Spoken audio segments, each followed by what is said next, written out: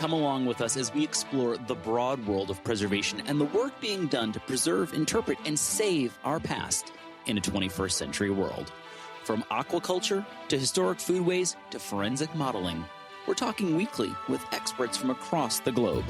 This is your host, Nick Redding. Welcome to PreserveCast.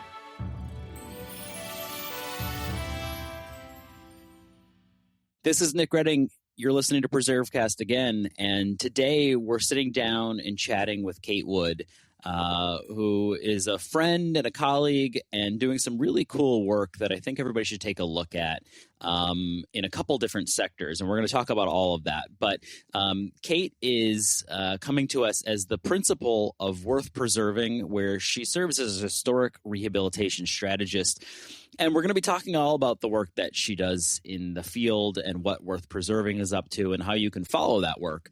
But before we get there, we love to get to know people and understand what they do and what led them to that line of work. So, Kate, where did you grow up, and what kind of set you off on this career into historic preservation? Well, Nick, first of all, just let me say thank you so much for having me on PreserveCast. I'm a huge fan of you and the show and Preservation Maryland. So, the guests that you've had, I have binged on all of your episodes. So it's great company to be in. So thank you so much for bringing me on. So I always say that I grew up in New Jersey in a 1927 Tudor revival house that my parents bought when I was 10 years old. Before that, I lived in Texas and in a very undistinguished 1960s ranch. But I really, my imagination came alive when, those formative years growing up in New Jersey, in that house, in that neighborhood. And it was a house that had been lived in by a couple of other families before us, but it was a fixer-upper when we bought it. And my parents really poured themselves into it and gave us all paintbrushes and made us help out in the afternoons and weekends. And we made a lot of interesting choices with that house. It needed a lot of work, but there was a lot of wall-to-wall carpet that was installed. There was a lot of woodwork that was painted. And so in some ways, I feel like my preservation career has been doing some penance for the work that we did on that house. So that was my first kind of introduction to life in an old house. So you go from life in an old house and I keep saying on the show that we should create a pie chart of how people were, first had that catalytic moment or the spark was set. And because so often it's early young experience with parents, either dragging them to historic sites or living in a historic place seems to be a big commonality. There's some standouts from that, but it's a very similar story to many people, which we always remind people is why it's important to take a young person to a historic place or talk to them about history, because it has a big impact.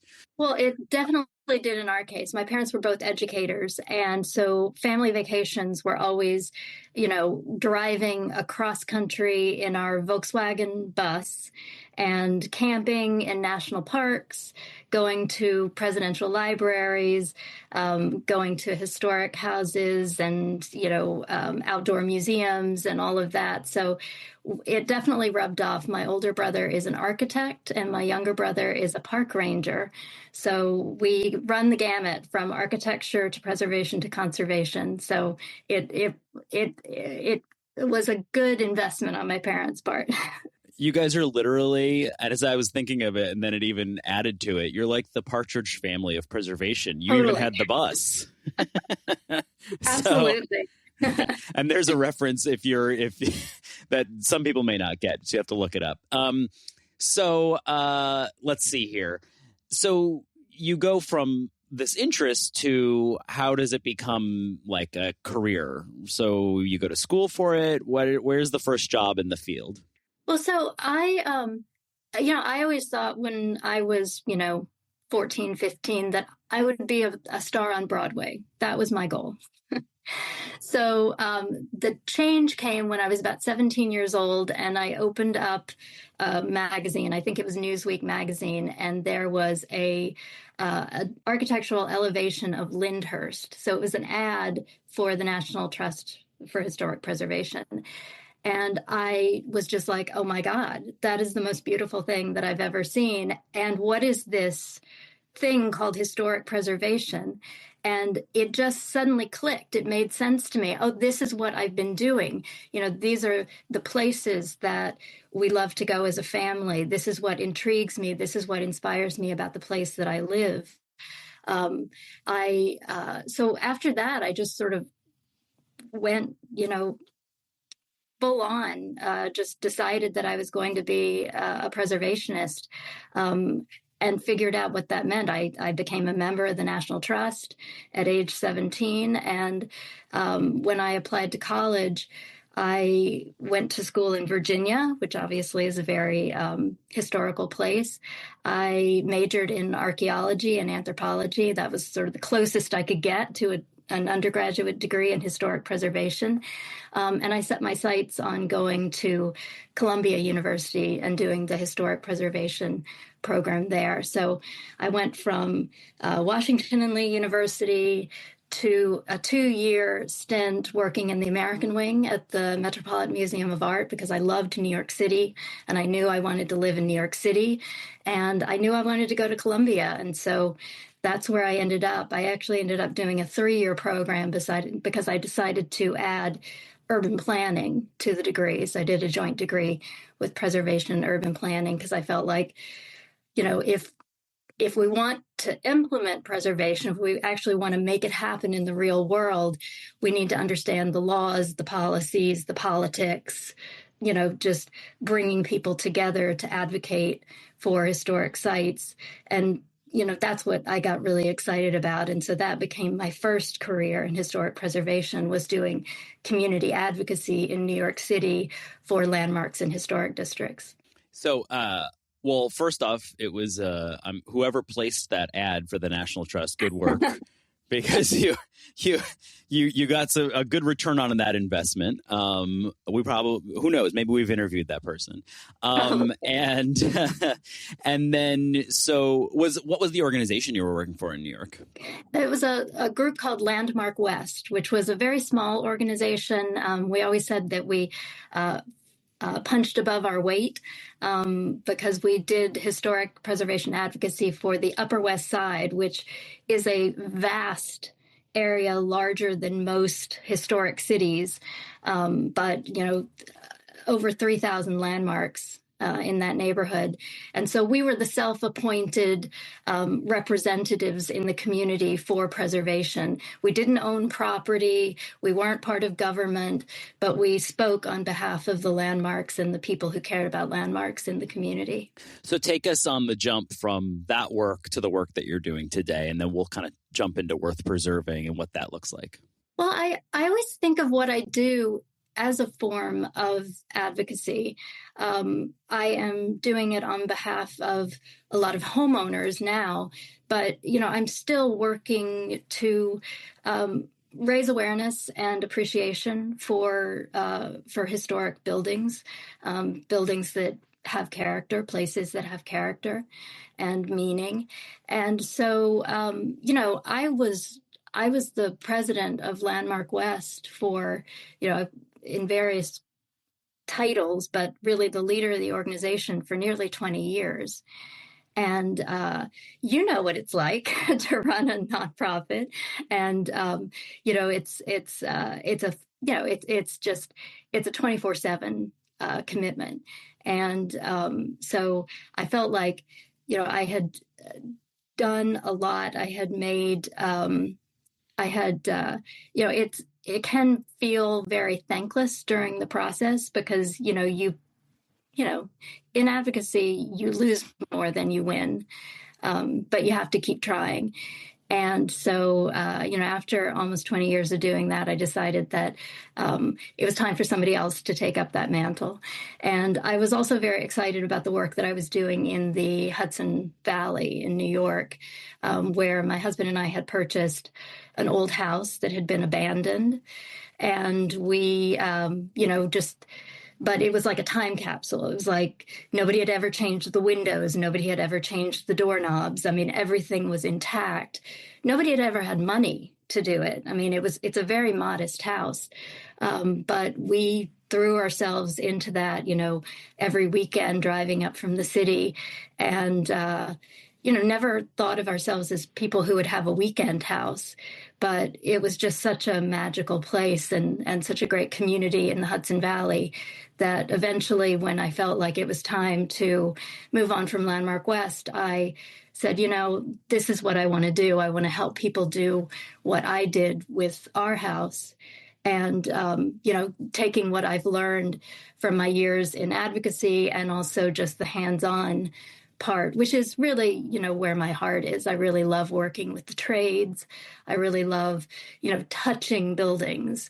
And there's nothing that excites me more than a completely derelict building that I can see the potential of. So that's what gave me the courage to take the leap from nonprofit advocacy or nonprofit organization to my own business. Yeah, it's funny. Like people will often, and I'm sure you have this experience too, you go out to a site and they're like, do you want to go in? It's in really bad shape. And I'm like, yeah, that's the one I want to see. I actually, I'm not all that interested in seeing the one that's perfectly redone. Take me into the one where you can see all of its layers. Well, it's funny because I also, I have a real estate license. So, people come to me when they are looking for, the fixer-upper, and I will take them to houses that I'm very excited about, and I can tell within 2 seconds if they're cut out for it. Some people say that, oh yeah, I want like an old house that I can fix up, and then we walk in and the plaster's, falling off, and it smells like mouse pee, and all of that, and they're like, oh no, this is not what I had in mind. And that's fine. Some people are really, when they say that they want to fix up a house, they want to do kitchens, bathrooms, that kind of thing. And that's great. But yeah, I really like those houses that just need everything. Yeah, we've worked at Preservation Maryland on a house that literally had been hit by a car. So we've run the gamut. Yet. Yeah, well, give us a call when you find that one. We'll give you some tricks. So yeah, we've talked to a lot of different people who consult on preservation in different ways. I'm not sure. I'd have to think back, but I can't remember having spoken with someone who does residential consulting, which I think is like it takes a different breed to do that, right? And there are different people who do, commercial versus residential architecture. On the residential side, there's a lot of hand-holding, but obviously you enjoy that. So talk to us about the kind of rehabilitation work that you support and what it takes. Like what if somebody were thinking about doing something like this, what should they be prepared for? Well, I think that's interesting that you point that out about the residential consulting, because it's something that you kind of have to step back and say, and question, what's out there already. And I spent a lot of time thinking about, well, what am I? Like, what role do I play in this process? I don't know. I don't have all of the trade skills, although I've spent a lot of time, watching and learning and doing. I'm not a general contractor. I'm not an architect. I'm not an engineer. And so, through process of elimination, I kind of figured out, okay, well, I help people come up with the strategy. I am designing a little bit, but it's more kind of just it's almost like a phase 0. It's like you walk in the house and you figure out what is the significance of this place, what are its character defining features, what is truly special, what, maybe there's some potential for change, because historic rehabilitation is, different from, a museum restoration, for example, where you want to take it back to a specific time or, really closely match what it was when it was related to a certain person, or renovation, which is more, open-ended. Like you could do almost anything with a renovation. Rehabilitation is that sweet spot in the middle, where you're taking what's, it's where the name of my company comes from. What's worth preserving? Where do you need to change in order to make things functional in the 21st century? And then giving people permission to figure that out, because there are a lot of different ways to do it. And to be that person who helps them figure out what's right for them, what's right for this place, that's the lane that I'm, finding is just really fulfilling for me and my clients. And I hope for all the, the other players that we're working with, the design professionals, the trades, we just, I hope, I'm sort of that glue that holds the team together and keeps the lines of communication open. And, the direction we're all pulling in is to make, bring this 100, 200-year-old house into the present and hopefully lay the groundwork for it to survive forever. So I think one of the interesting things about your work and the way that you market it too is that in some ways you're almost like a micro influencer or a social media influencer. I don't know what the categories are. I don't know if you go from I don't know how many followers. I haven't checked how you have, but you're not in the multi-millions, but you definitely have a following and people who are interested in this. And I say micro in the best way, in that you're having this intimate conversation with your followers and talking to people about the different aspects of this. And I have to imagine that is a way of generating business interest too. People find you and they're like, oh, cool. She can help me bring order to this mess that I've gotten myself into. So talk to us a little bit about that. What was the decision behind kind of diving into social media? Because regardless of the scale of the influencing, you have to kind of put a lot of yourself out there. Did that feel comfortable to do? Or have you just embraced that? And what kind of a commitment is that to make that work? What kind of time commitment do you put into that? Well, I did want to be a Broadway star, so I guess this is, that part of me is coming out now. It was difficult. I'm not a natural at social media. I do have help with it because, left to my own devices, I kind of put my blinders on and I just, I'm working and, I'm not really thinking about, let's explain this to the world. But, that advocate part of me also, recognizes that it's important that you can't just assume that everybody's on the same page. And I mean, social media is just such a wonderful way to find community. And I think that that's something that we as preservationists, it's such a great tool for us. And to speak not just among ourselves, but to as broad an audience as we can, because I think that I try to put things in a way that people can see themselves in it.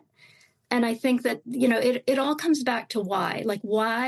Why do we preserve? It's not because, we're antiquarians or we have, lots of opinions about design or, the way things ought to be. It's no, it's preservation is about connection. And it's about people, and it's about, places. So it's all of those things. And I think social media has just been a great way to find.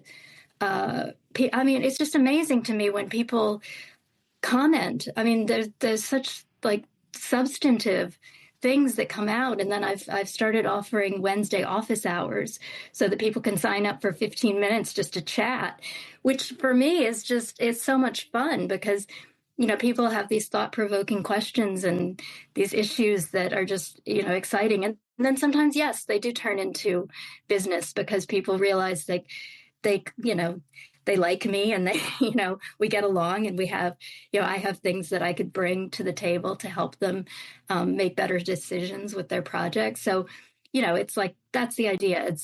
Yes, it's an investment to work with a preservation consultant, but the idea is that it pays off because you make fewer mistakes along the way. And we all know that it's so easy to make mistakes because you can't possibly anticipate all of the issues that are going to come up.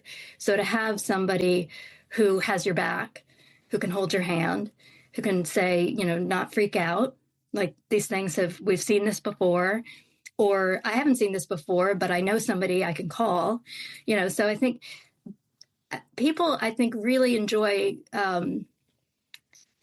getting to be part of a network of people who are very serious and dedicated and passionate about preservation. Because yes, people come to it from all places. And so it's just been fun to get to know people through this common passion. Yeah, and I feel like whoever you've hired has done a good job of kind of making you come through, because I feel like the content is really compelling and it's very personal. It's because there are a lot of preservation consultants and contractors and people out there and churning out a lot of content. And some of it feels very sterile, like they just took, the National Register for Historic Places and chopped it up into Instagram slides. And you're like, okay, yeah, I get it. But yours comes across as very personable, very warm. And I feel like there's a lot, and I was telling Kate this before we hit record, like, I feel like first off, I feel like she's become like a one-person preservation organization. And I also think that there's a lot of value in the kind of content that you're posting, and that preservation groups around the country should look at it as like a way of sort of approaching different audiences about how to tell their story. I know I've looked at it and thought like, how could we try and do a little bit better job with the way we talk about preservation and talk to homeowners about preservation? And there's so many different audiences. It's tough for a statewide preservation group like us to talk to everybody all at once. And you almost have to have different channels, but I think you've done an amazing job with that. And I think people should take a look at it, particularly the new stuff that you're doing around historic tax credits. That's how when you reached out to us to talk about something else, I was like, we really need to get her on, because I want people to take a look at that and see the way you're doing that, because it's very approachable. So this is a long way of saying you're doing a great job. Thank you. And I'm curious, praise from you. Yeah. And I'm curious, like, what was the thought process behind some of that kind of stuff about making it approachable? How have you do you just have somebody great working for you? Are you kind of involved in that conversation too? Because it's a different style of content than we see elsewhere. That is very interesting perspective to have, because I don't live on social media. I spend very little time on social media myself. I have certain people that I follow and I really like to engage with. But I do have people working with me who, live and breathe, and they will bring good perspective to, what is going to be an effective way to communicate. The thing that they have, we work very closely together on content, and it's very important to me that no matter what, I don't want to just be the person who's out there going like 5 tips to do, whatever. I want people to really feel like I'm here as a resource. And the thing that they have mostly pushed me to do is have my face up there and do reels and talk, because it's, again, it's, I love nothing better than a day of just painting shutters or writing a blog post or, just walking through a house with clients. Sitting down to record something is, it's sort of like I have to be encouraged and pushed to, Kate, you need to talk to people in a not just a one-on-one way. And so I'm getting more comfortable with that. And so, yeah, I give them a lot of credit for, setting me up for success when it comes to that. Yeah, well, they're doing great work. Don't let them listen to this. We don't want them to charge you too much. So we don't want them to raise the rates. Penny, so let's see here. Well, where are you headed next? Any other projects on the horizon you want to chat about, or things you're hoping to accomplish in the future? Well, yes. I mean, so a big project that I'm working on right now, which I have a feeling is going to be ongoing for a number of years, is a historic train depot in Copake, New York, which is sort of between the Hudson River and the Berkshires in the eastern part of the state. And it was built in the 1870s. It's been abandoned since the 1930s. Talk about preservation challenge. And I'm used to projects where we have to do everything, but usually there's something already there. In this case, there's no well, there's no electricity. We just brought electricity to the site a few months ago.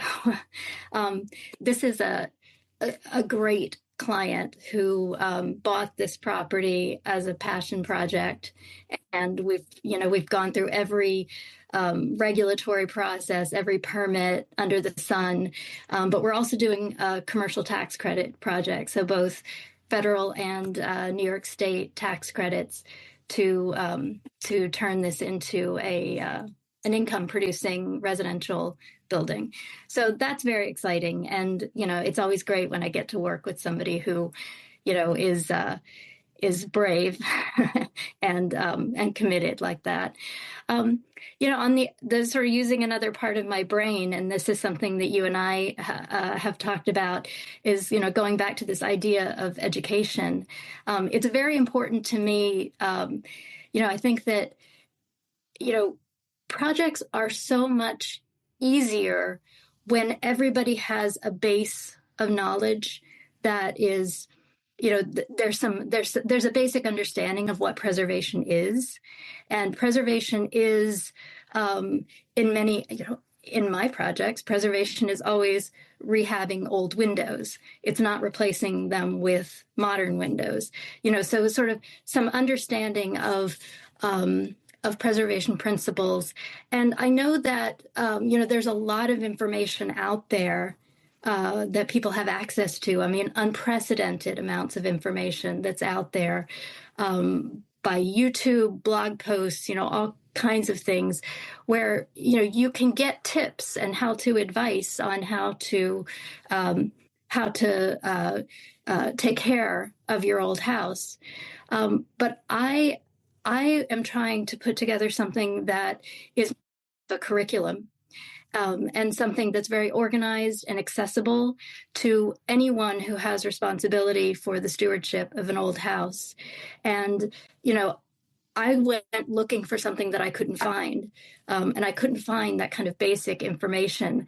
I have it from my grad school days, but not everybody who owns an old house should have to get a master's degree in order to take care of it. So that's something that I also intend to be working on for the next, probably the rest of my life, is compiling this online curriculum of information that helps people be good stewards. And, and then they will be better clients, I think, and better partners to trades, to designers, to preservation groups who need their support. And so I think, really what I'm aiming for is culture change. I mean, really where, we live in a world where people understand the value of old houses and where they know how to take care of them. So just a small little side project that you're just some culture shift. Something I do on nights and weekends. Yeah, just changing the culture of the country from throwing things out to restoring things. But, well, when that titanic and super exciting project formally launches, expect to come back here and talk to us about it, and so people can come and learn more about it, because it's super exciting. It's clearly needed. Like, we need instruction and education around so many different aspects of this, and we're deeply invested in the trade side, but as you said, making better consumers and homeowners is critically important too. So that's super exciting work. The one question we always ask people before they go, their favorite historic place or site. And I also feel like for some reason I'm being called to ask you your favorite musical as well. Oh, my Broadway days are sadly long behind me. It's been a long time since I've been in a theater, although I do have tickets to go see the Radio City Christmas Spectacular with my 12-year-old son next week.